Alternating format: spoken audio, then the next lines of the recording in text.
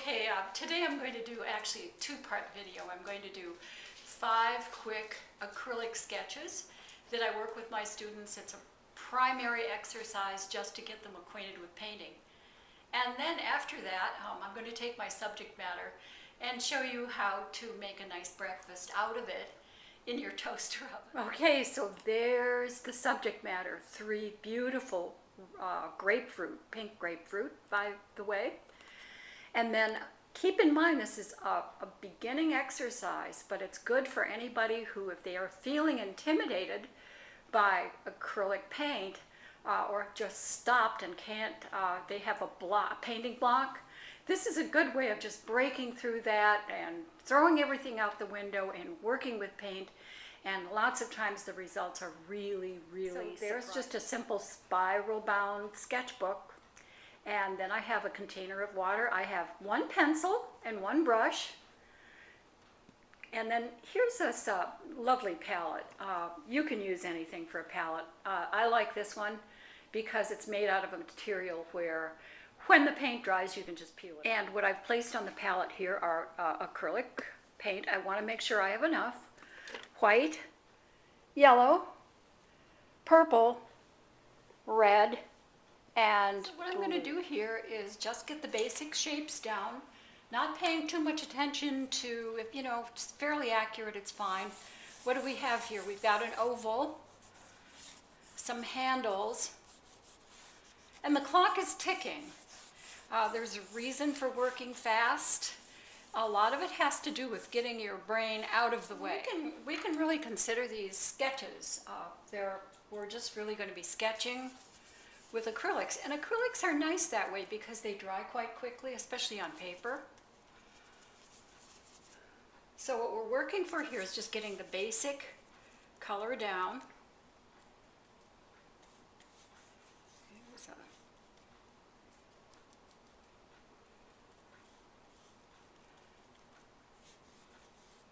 Just like this.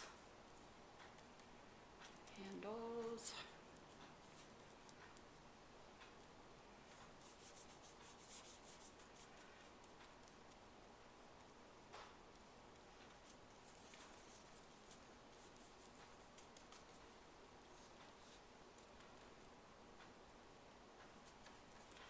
So in this way, working fast like this, you're really learning a lot about how the paint works. Working slow is good too. Like I say, this is an exercise to help overcome a painting block or just the intimidation of paints. You know, when you're starting out and you're a beginner, painting can be really intimidating.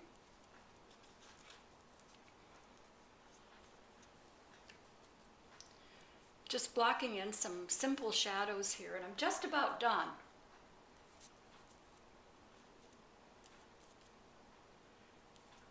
And there's a nice shadow down there.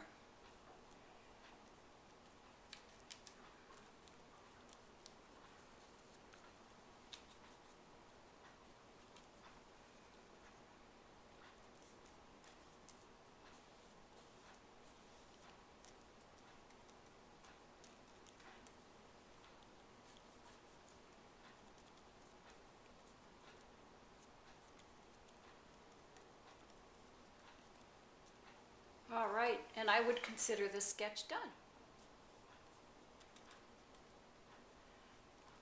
Use the white maybe for a little highlight.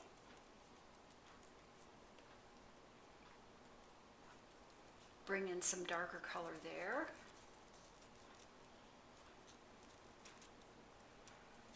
And I think that sketch is done. This time I'm going to make the rim a violet line and emphasizing the handles. Maybe I'll bring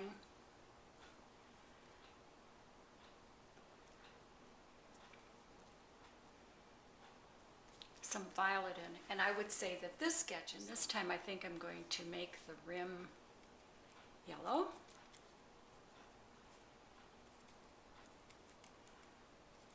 maybe bring in some yellow down here and then take some red over it. Maybe just a little red into this. Now if I wanted to keep on working, the paint dries fast enough, so actually I can bring in all different kinds of colors just working on this one sketch, but this sketch is now done.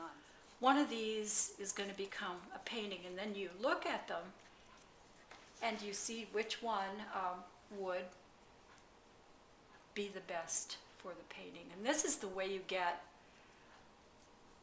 nice freewheeling ideas for work that you're going to do. I have to make the choice. So I think probably looking closely at these, I'm thinking that probably this one here is going to become a painting, just because I like the kind of rosy color, the purples and the greens together, something that I think that I could develop into a painting. And now the grapefruit becomes a meal. And if you have never had baked grapefruit, I highly recommend it. And of course, this recipe is from my cookbook. Pop it in the toaster oven. It is on page 198, baked grapefruit. First of all, of course, the grapefruit has to be halved.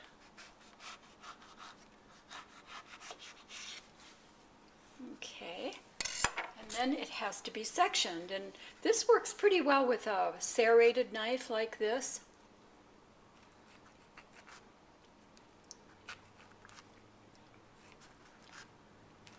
If you separate all the sections like that and then just go around the edge, it makes it much easier to eat. Now the grapefruit is all sectioned, and I have my toaster oven preheating to 350 degrees. So the next thing I'm going to do is sprinkle these with a little, you can use any kind of ground nuts. In this case I had sunflower seeds. I think I'm recommending in my recipe ground pecans or walnuts.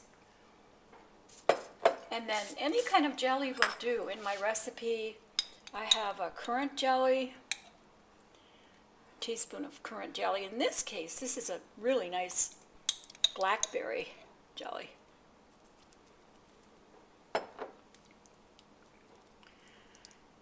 Spread that around. You can put them in a nice baking dish. In this case, I just have my scruffy old baking pan here. The oven's up to temperature to 350, so in go the grapefruit.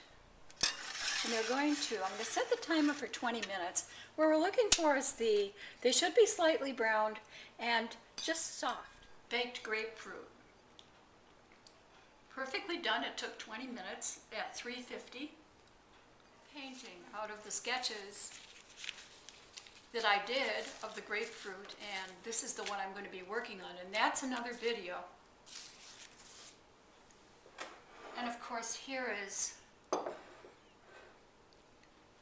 beautiful still life.